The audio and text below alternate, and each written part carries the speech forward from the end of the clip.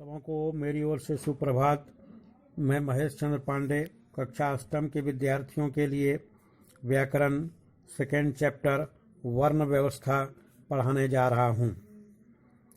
भाषा वाक्यों से बनती है। वाक्य पदबंधों से, पदबंध पदों से, पद शब्दों से तथा शब्द ध्वनियों से बनते हैं। ध्वनि या वर्ण ही भाषा की सबसे छोटी इकाई है। प्रत्येक ध्वनि को लिखने के लिए एक निश्चित चिन्ह मान लिया गया है। यही चिन्ह वर्ण कहलाते हैं। वर्णों या ध्वनि चिन्हों के समूह को वर्णमाला कहते हैं। वर्णमाला में स्वर तथा व्यंजन दो प्रकार की ध्वनियां होती हैं। स्वर, जो ध्वनियां बिना किसी सहायता के उच्चारित हो सकती हैं और जिनके उच्चारण में हवा निकलने में कोई बाधा नहीं होती है, वे स्वर कहलाते हैं। स्वर हिंदी में स्वर वर्णों की संख्या 11 है। स्वरों का वर्गीकरण दो आधार पर होता है, मात्रा के आधार पर और उच्चारण के आधार पर। मात्रा के आधार पर ह्रस्व और दीर्घ, ये दो भेद हैं। जिन स्वरों के उच्चारण में कम समय लगता है वे ह्रस्व स्वर कहलाते हैं। ये हैं अ, ह्रस्वई, ह्रस्वऊ, री। दीर्घ स्वर, जिन स्वरों के उच्चारण में ह्रस्व स्वरों से लगभग दुगुना समय लगता है वे दीर्घ स्वर माने जाते हैं। आ, दीर्घई, दीर्घऊ, ए, ऐ, औ, औ, आ। उच्चारण के आधार पर स्वर के दो भेद हैं, निर्नुनासिक, सानुनासिक। निर्नुनासिक, जिन स्वरों के उच्चारण में हवा केवल मुंह से निकलती है, जैसे अ, आ, ह्रस्वई, दीर्घई, ह्रस्वऊ, दीर्घऊ, ए, ऐ, औ, औ, आ। सानुनासिक, जिन स्वरों का उच्चारण करते समय हवा नाक और मुंह दोनों से निकलती है, जैसे आंग, आंग, इंग, इंग, ऊंग, एंग, ऊंग, एंग, एंग, ओंग, ओंग। व्यंजन वर्ण, जिन ध्वनियों के उच्चारण में वायु मार्ग में रुकावट पैदा होती है और जिनके उच्चारण में स्वरों के सहयोग की आवश्यकता पड़ती है, वे व्यंजन वर्ण कहलाते हैं। व्यंजन स्वर के साथ मिलने पर ही वर्ण बनता है। हिंदी की वर्णमाला के सभी व्यंजनों में अ मिला हुआ है, जैसे क जोड़ अ मिलकर क बना हुआ है। व्यंजन वर्णों की संख्या कुल 33 हैं। कवर्ग, चवर्ग, टवर्ग, टवर्ग, पवर्ग। प्रत्येक वर्ग में 5-5 वर्ण हैं। इस प्रकार व्यंजन वर्ण की संख्या 33 है। उसके बाद स्पर्श व्यंजन की संख्या 4 है। तालव्य स, मूर्धन्य स, दंत्य स और स्पर्श व्यंजन की संख्या 4, तालव्य स, मूर्धन्य स, दंत्य स और ह। तीसरा हो गया अंतस्थ व्यंजन। अंतस्थ व्यंजन भी 4 हैं, य, र, ल, व। संयुक्त व्यंजन, स्वर रहित व्यंजन जब किसी स्वर रहित व्यंजन से मिलकर लिखे जाते हैं तो संयुक्त व्यंजन कहलाते हैं।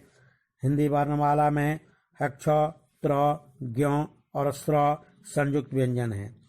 संयुक्त व्यंजन का प्रयोग और निर्माण इस प्रकार है। क जोड़ स मिलकर क्ष बनता है।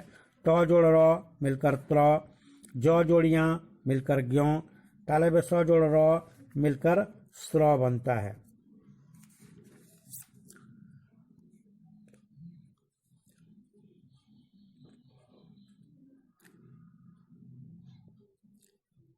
इस प्रकार व्यंजन वर्णों की संख्या 33 हैं। स्पर्श व्यंजन 25, अंतस्थ व्यंजन 4, ऊष्म व्यंजन 4।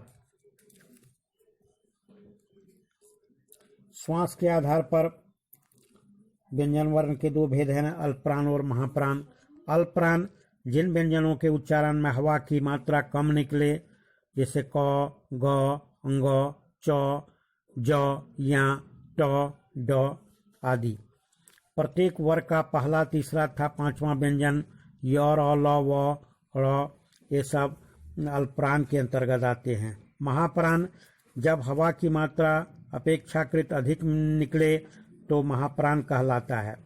प्रत्येक वर्ग का दूसरा और चौथा व्यंजन तालव्य स, मूर्धन्य स, दंत्य स, ह और ह महाप्राण के अंतर्गत हैं। स्वर तंत्रियों के कंपन के आधार पर व्यंजन वर्ण के दो भेद हैं, सघोष और अघोष। सघोष जिन ध्वनियों के उच्चारण में स्वर यंत्र में स्वर तंत्रियों से हवा टकराती हुई बाहर आती है उन्हें सघोष ध्वनियां कहते हैं।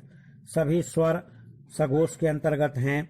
वर्ग का तीसरा, चौथा एवं पांचवां व्यंजन तथा य, र, ल, व, ह, ळ, ह, ज सघोष ध्वनियां हैं। अघोष जिन ध्वनियों के उच्चारण के समय स्वर तंत्रियां दूर दूर रहती हैं उन्हें अघोष कहते हैं।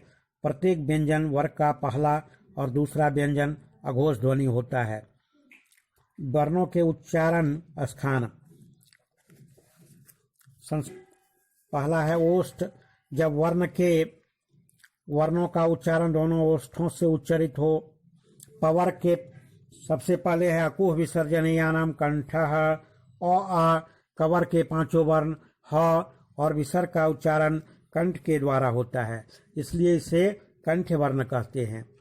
ऋतु रसानाम तालु री। टवर के पांचों वर्ण र और मूर्धन्य स्व का उच्चारण मूर्धा के द्वारा होता है, इसीलिए इसे मूर्धन्य वर्ण कहते हैं। इचु रसानाम तालु ह्रस्वई दीर्घई। चवर के पांचों वर्ण का उच्चारण तालव्य स्व का उच्चारण तालु के द्वारा होता है, इसलिए इसे तालव्य वर्ण कहते हैं। दंत। ऋतु रसानाम दंता ऋ। तवर के पांचों वर्ण और दंत्यनों का उच्चारण दांत के द्वारा होता है, इसीलिए इसे दंत वर्ण कहते हैं। उपाध्मानीयानाम ओष्ठो ह्रस्वो दीर्घौ। पवर के पांचों वर्णों का उच्चारण ओष्ठ के द्वारा होता है, इसलिए इसे ओष्ठ वर्ण कहते हैं। ए देतो कंठ तालु। ए और ए का उच्चारण कंठ और तालु के द्वारा होता है, इसलिए इसे कंठ तालव्य वर्ण कहते हैं। ओदोतो कंठ ओष्ठम। ओ और ओ का उच्चारण कंठ और ओष्ठ के द्वारा होता है, इसलिए इसे कंठोष्ठ वर्ण कहते हैं। वकारस्य दंत्योष्ठम। व का उच्चारण दांत और ओष्ठ के द्वारा होता है, इसलिए इसे दंतोष्ठ वर्ण कहते हैं। ये द्वितीय चैप्टर समाप्त हुआ। धन्यवाद।